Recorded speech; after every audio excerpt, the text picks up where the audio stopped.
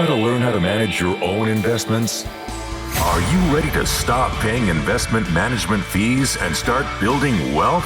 The DIY Investing Podcast is dedicated to providing you with the knowledge, skills, and resources you need to be a better investor.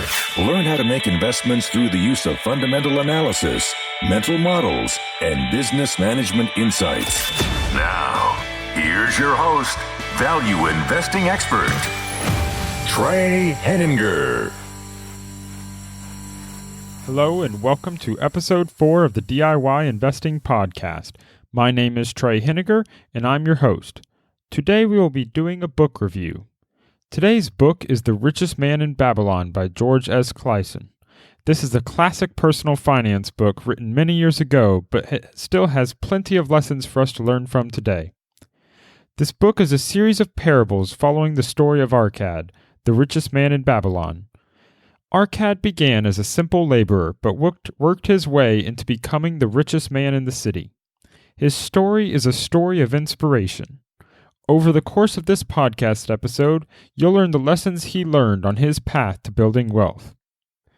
If you'd like to purchase this book, The Richest Man in Babylon, I would appreciate it if you use my affiliate link at diyinvesting.org/Babylon. That's diyinvesting.org/Babylon. Alternatively, you can click the link available in the show notes on your device. If you purchase through my link, I will receive a small commission, which helps to support the show. Thank you for your support. It is one of 11 chapters, so essentially 11 parables. As we begin, though, we begin in the foreword, where our author gives us an understanding of how he is looking at the book that he wants to provide for you. I'll begin by reading from his words. Quote, "Our prosperity as a nation depends upon the personal financial prosperity of each of us as individuals. This book deals with the personal successes of each of us. Success means accomplishments as the result of our own efforts and abilities. Proper preparation is the key to our success. Our acts can be no wiser than our thoughts. Our thinking can be no wiser than our understanding. This book of cures for lean purses has been termed a guide to financial understanding. That indeed is its purpose, to offer those who are ambitious for financial success an insight which will aid them to acquire money, to keep money, and to make their surpluses earn more money." End quote. So as we see here, the author is providing a baseline of what to expect in this book, and I believe it's a point that we're worth beginning on because he touches specifically on what he's trying to do. As we look, he wants to help us learn how to acquire more money, keep our money, and then use it to better our lives. Those are 3 valuable things that I teach throughout the blog, and I think it's important then that as we go forward and look to his principles that he's going to teach, that's the purpose behind them. So if you want to earn more money, keep your money, and build wealth, this is the book for you. There are 2 big parts of this story, this book, that are going to be valuable for us to discuss. The first part is what he terms the 7 cures for a lean purse, which I have changed to be the 7 principles for building wealth. And the second are the 5 laws of gold, which I've called the 5 laws of personal finance. We're going to begin with the 7 principles to building wealth. In the words of the author, they are: start thy purse to fattening, control thy expenditures, make thy gold multiply, guard thy treasures from loss, make of thy dwelling a profitable investment, ensure a future income, and increase thy ability to earn. So the first thing you probably noticed is I'm using a lot of the word thy. So throughout this book, the author uses words from older parts of English to really send back this idea of being in an ancient city. And so if that's going to turn you off, this isn't really the book for you. But I encourage you to stick through that because there are a lot of good lessons in the book that can really help you in your financial future. So first, let me translate these terms to be a little bit more understanding for our terms today. So principle number 1, start thy purse to fattening. This is simply save money. So the first step to building wealth, in the terms of the author, is start saving money. His second principle is control thy expenditures. So in this case, you want to control and reduce your expenses. If you're not saving money and you're not controlling and reducing expenses, you're never going to be able to build wealth. Number 3 is make thy gold to multiply. I've translated this into invest your money wisely. So today we don't talk about multiplying gold. We talk about investments. So when you're doing your investments, it's important not just to invest your money, but to invest it wisely. Number 4, guard thy treasures from loss. This is really about managing risk. So it can have to do with, when you're making your investments or when you're saving your money, do so in an intelligent manner. Don't put all your money under a mattress because it's going to be lost to inflation. And when you're doing your investments, make sure you know what you're doing when you're making those investments. That's one of the key points of DIY investing, is that we want to teach you to make proper and safe investments. Number 5, make of thy dwelling a profitable investment. So the translation here is make your home a profitable investment. And so I want to touch a point on this for a second because it's the only one I disagree with. All the others I definitely support and agree on. I'll get back on that a little bit more later. Number 6, ensure a future income. In this case, he's really referring to insurance. So nowadays you have the possibility of purchasing life, health, and disability insurance. And these are something that he doesn't detail in too much specifics, but what he's diving into. When you get older, if something bad happens, if an accident happens, make sure there's a future income for you and your family to be able to be well provided for. Number 7, increase thy ability to earn. So this is just saying that you increase your earning capability. If you're saving money and you're controlling your expenses, the best way to really accelerate your wealth is to start earning even more money. So if you're earning $50,000 and you're spending $45,000 so that you can save $5,000, if you can just increase your income by 10%, you can get your income up to $55,000. Now, if you maintained your expenses at the same $45,000, you can have now doubled the amount of money you're saving from $5,000 to $10,000. So a 10% increase in your income leads to a 100% increase in your savings capability. So that's really what we're talking about, is that, if you're doing all the other items, you can grow your wealth by just earning more money. So again, these are all really great lessons. And I really just want to touch now on, the one exception. So you want to make your home a profitable investment. The reason I don't like this is because I follow the general path that a definition of investing is that you can put money and time in advance, and then you get money or time in out at the end of it. So by putting in some money up front or putting in time and working hard, you're going to grow the amount of money or time you have in the future. A house doesn't meet this definition because your personal residence ends up being a liability. That's not to say that you can't earn a profit by owning a home or that you won't build wealth by doing so. Many people, in fact, millions of people, have bought a house and used it to build wealth, but it's not an investment. Your house is liability. Investments provide you with regular income. Your house, on the other hand, is often a money and a time sink. On Saturday, if you're out mowing the lawn or you're painting the walls or you're repairing appliances, you're sinking money and time into maintaining or upgrading your house. But you're doing that simply as a means of living there. You're not selling your house for more money because you mowed the lawn every Saturday for 15 years. That time's just lost. You're selling your house based upon what the house is and what the local market is and what are the market conditions at the time. So it's really important to hit on this point. I'm not saying that you don't buy a house, because it's great to buy a house. And, if you look at the statistics, most wealthy people own houses.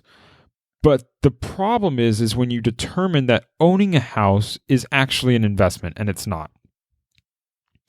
So the next major point that this book touches upon is what are called the 5 laws of gold. So I translated this to the 5 laws of personal finance because most people out there aren't walking around with a bag of gold like the characters in this book. If you are, you probably do have quite a bit of money, with gold costing well over $1,000 an ounce at the current period of time. So I just want to quote for you the 5 laws of gold, first from the author's book directly, which you can find on page 63 of the book.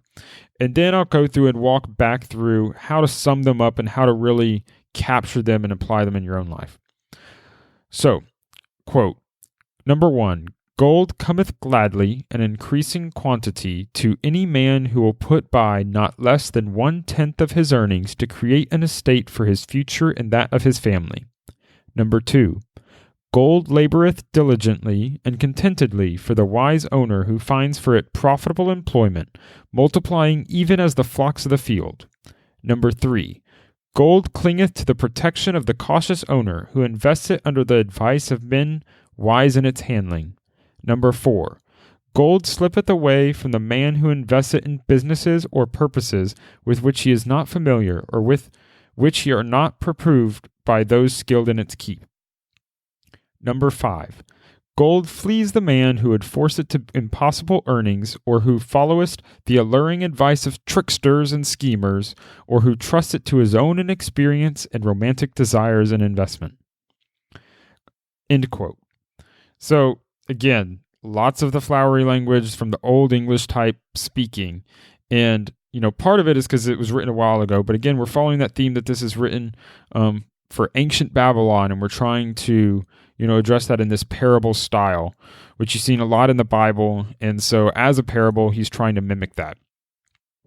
The important part, though, are his 5 lessons, which are really good. So if you want to be successful in personal finance, his 5 things are going to help you do that. So number 1, save at least 10% of your income. Number 2, invest it wisely. Number 3, safety of principal is important. Number 4, invest in what you know. And number 5, get rich quick schemes or scams. So let's dive a little bit more into these because they're very key lessons for you if you want to be a successful person with your personal finances. So his number 1 is save at least 10% of your income. So as he walks through this in the parables, there's going to be multiple people who are struggling with debt or struggling to get ahead in life. They don't know why they don't have any money. They've been working for 10, 15, 20 years, and yet they aren't rich. And so what do? And it turns out that, if you're spending all your money, it doesn't matter how much money you make, at the end of the year, you're not going to have anything left over. So the way to build wealth, the first step to building wealth is to save at least 10% of your income. So as we think about this, you want to think that, okay, this is your minimum starting point. I think this is one of the things that the book could really improve on, but it's focused as a basic personal finance lesson. So that means that this is really an introduction for those who don't know how to save money. They don't know what they're doing with personal finances. So as a first starting baseline, you need to be saving at least 10% of your income. If you read the blog and you're on DIYinvesting.org, you'll see that my personal recommendation is that you should be saving at least 20% of your income just for retirement or debt reduction. That's my standing proposal, in part because as a recommendation, you need to understand the math that will take place for working towards retirement. If you're saving 10% of your income, you're going to be working at least 50 years in order to be ready and prepared for retirement. And that's assuming you're not starting behind the 8 ball. You don't have debt you're trying to pay off. So saving at least 10% of your income, while important, is just a first step. So if you want to take it as a first step, do that. But my personal recommendation, in contrary to the book, is that you want to save at least 20% of your income. Number 2, invest it wisely. So there's not much point in saving your income if you lose it all. And so you need to invest it wisely. And he touches on a few points in the book that are very important. One is use your circle of competence. And so as we're talking about investing it wisely, you need to make sure that you know what you're doing, that you aren't just investing it in the greatest thing you hear. As you get that money, you don't, as your friends come to you and say, hey, what are you doing with this? I have this great idea for a business. Know what don't just throw your money at the first thing that shows up. Take a moment, learn how to invest, and learn to be successful with your investing. Whether that means that you start with investing in an index fund, you invest with mutual funds, you invest with your 401k at work, start in something that is wise and generally recommended. Then you can go into the little bit more advanced topics that I like to focus on DIYinvesting.com to really teach you to purchase and study and buy individual stocks. But the first key is that you need to understand what you're doing when you're investing it so that it can be invested wisely.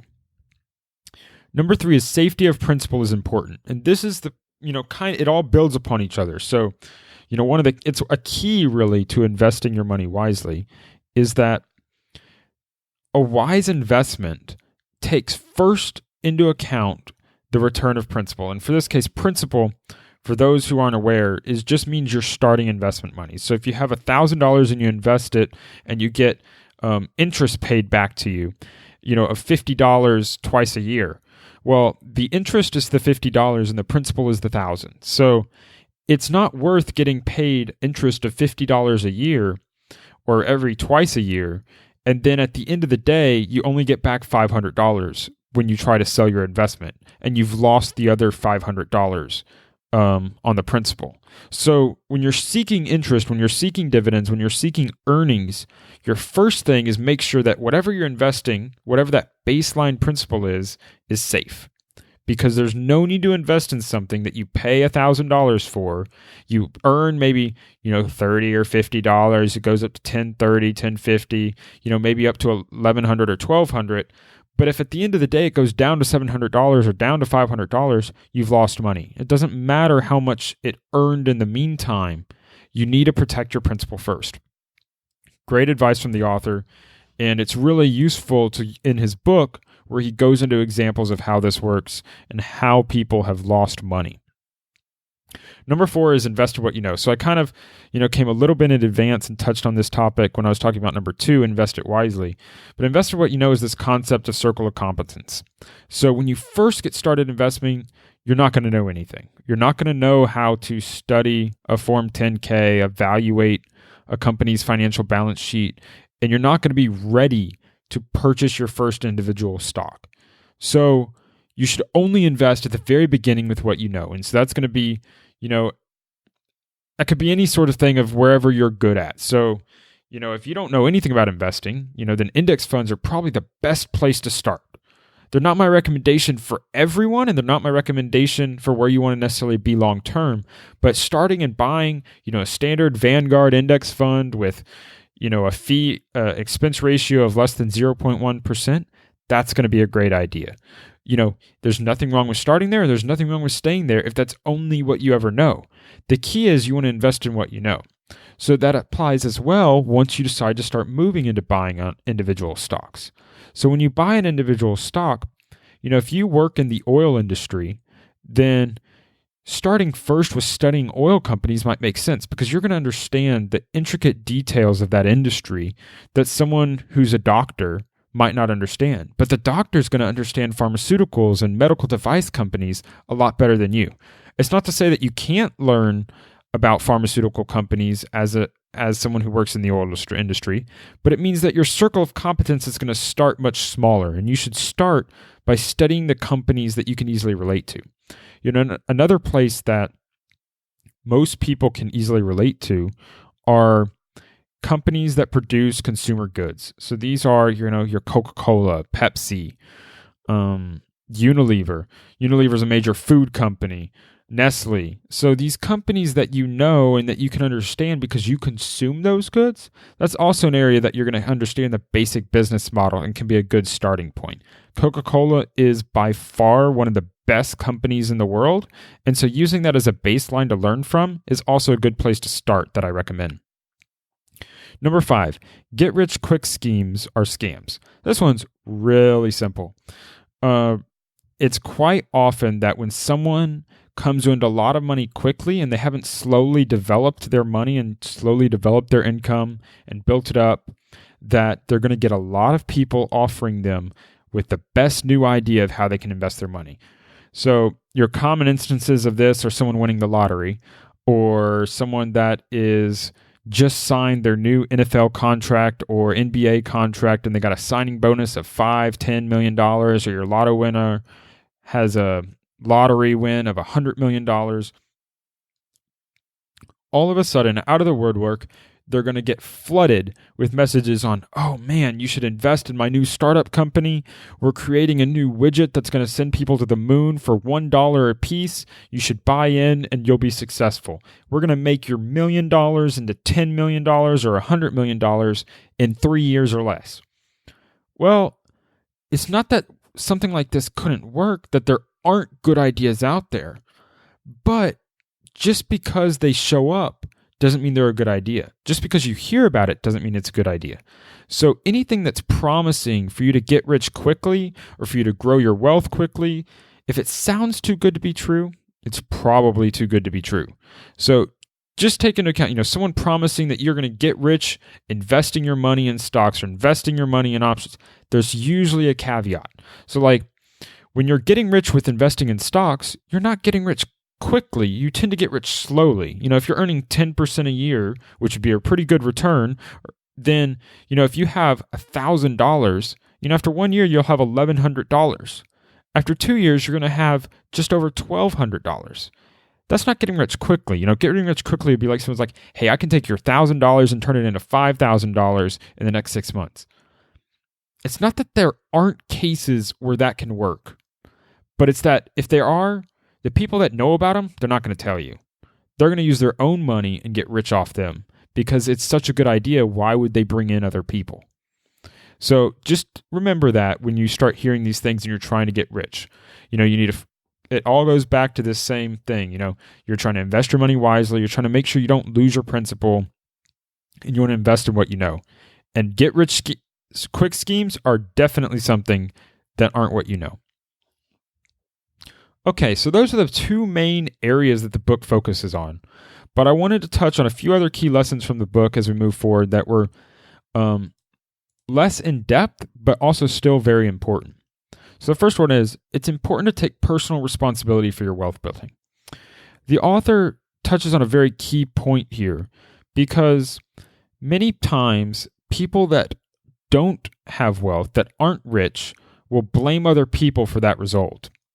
And it's not that there aren't circumstances in life that makes it more difficult for you to build wealth, and it's not that there aren't times where bad luck happens to come your way, you have a medical emergency, and you have to declare medical bankruptcy. These things happen.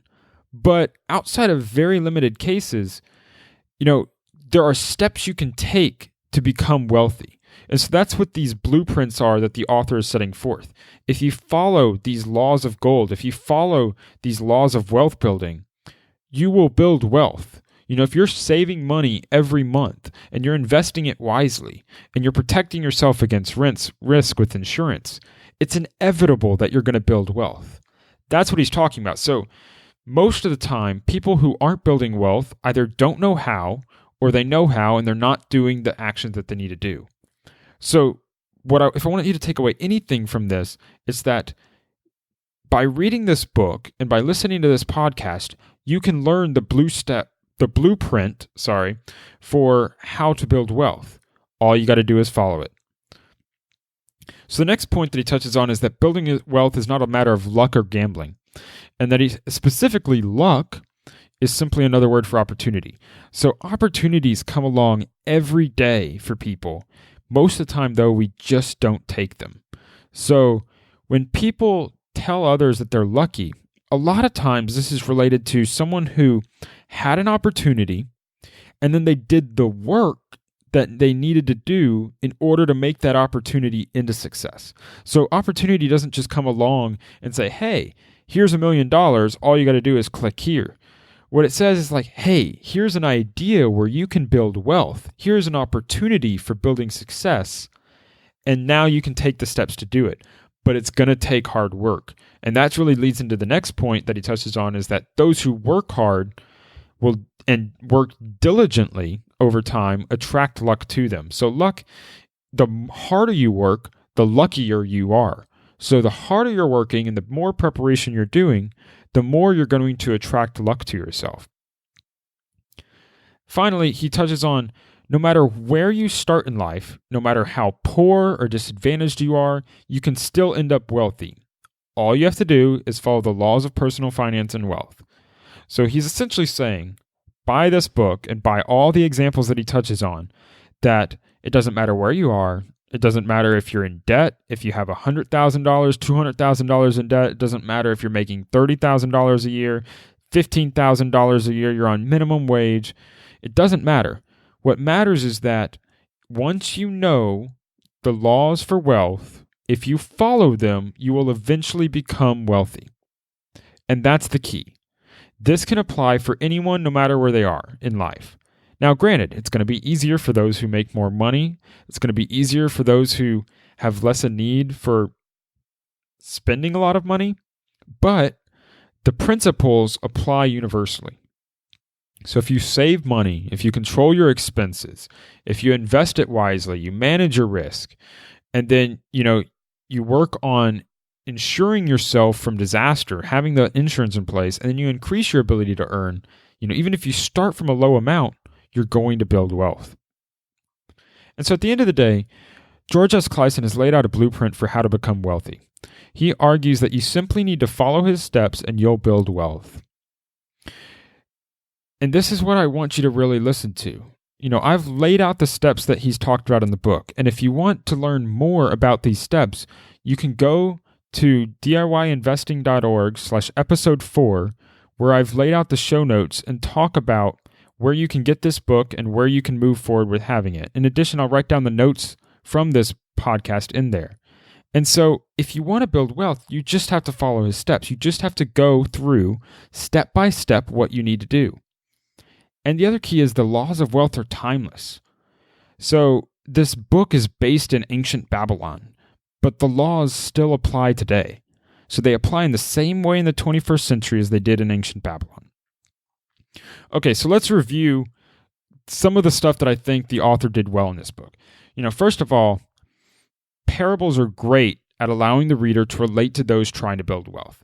This is why I think it's great that you should still consider reading the book, even though you've heard some of the main highlights here, because the parables are going to describe individual situations of those trying to build wealth, what they're struggling with, and how these steps help them succeed. So he highlights those who went from bad circumstances all the way to being wealthy. And I think this fits a vast majority of people.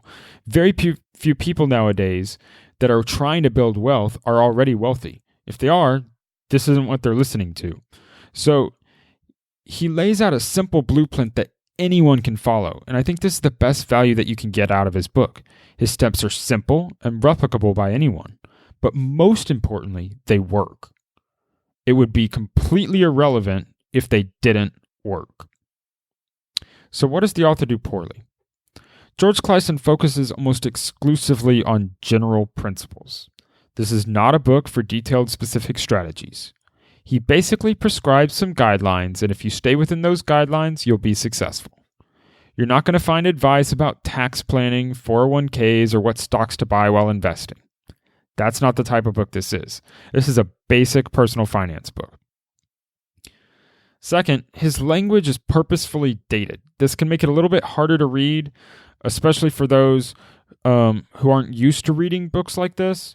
And so just take that with a grain of salt if you were to dive into this. Now, granted, I think that it's still good to read this book because what it's done is he just dilutes these complex topics into these simple guidelines, and that's really helpful for readers. It's really helpful to see how, oh man, what does it mean to save money when I'm really far in debt? And what does it mean for how do I do this? And so he takes those and he applies it to specific situations, and he shows you opportunities, and he shows you weaknesses, and he puts it all together really nice. And he does it over and over again in these parables. So my final review. This is a very good book for teaching basic personal finance lessons. The blueprint for wealth that he describes is quite useful. I would highly recommend this book to anyone seeking a better understanding of personal finance and the key lessons around building wealth. If you want to read the book, just go to DIYinvesting.org/episode 4. And again, that's episode 4, the number 4. So I give the book 4 stars out of 5. This is because I highly recommend it, but I don't consider it a must-buy for everyone. So let me break down my rating system for those who are new to it. 5 stars is a must-buy book for anyone interested in the broad subject. In this case, personal finance is our broad subject. 4 stars is highly recommended for those interested in the specific subject. In this case, our specific subject is basic personal finance. So these aren't your advanced topics, these aren't your intermediate topics. But if you're interested in the basic personal finance, this is the book for you. 3 stars is my recommended reading. I believe it's a good book, but should only be read after reading the 4 and 5 star books on the subject. 2 stars, I don't recommend. The book has some useful points, but they're easily summed up and not worth buying for the details. And 1 star, I don't recommend. The book did not have valuable content for a reader. It's a waste of money. So again, thank you for listening to the DIY Investing Podcast. If you liked this content and found it valuable, please consider taking less than 30 seconds of your time and rating the podcast in iTunes, along with a 1 to 2 second review. You don't need any more than that. That will help the podcast be found by other listeners and help me build my audience.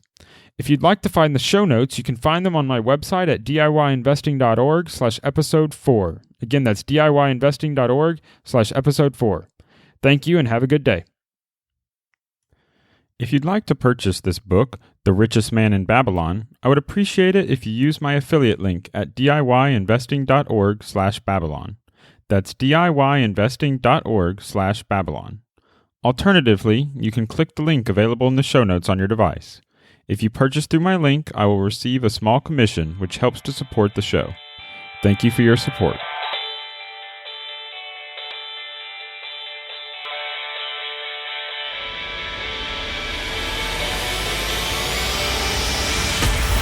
Thank you for listening to the DIY Investing Podcast.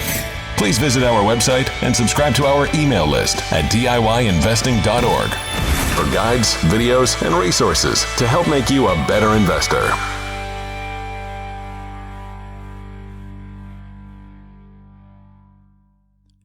The DIY Investing Podcast is presented for general informational and entertainment purposes only. I have not considered your specific situation or risk profile, and I have not provided investment advice. The information presented on the DIY Investing Podcast should not be construed as investment advice. The views and opinions expressed on the DIY Investing Podcast are those of the participants and do not necessarily reflect those of the show's host or sponsors. DIY Investing, its producers, sponsors, and host, Trey Henniger, shall not be liable for losses resulting from investment decisions based upon information or viewpoints presented on the DIY Investing Podcast.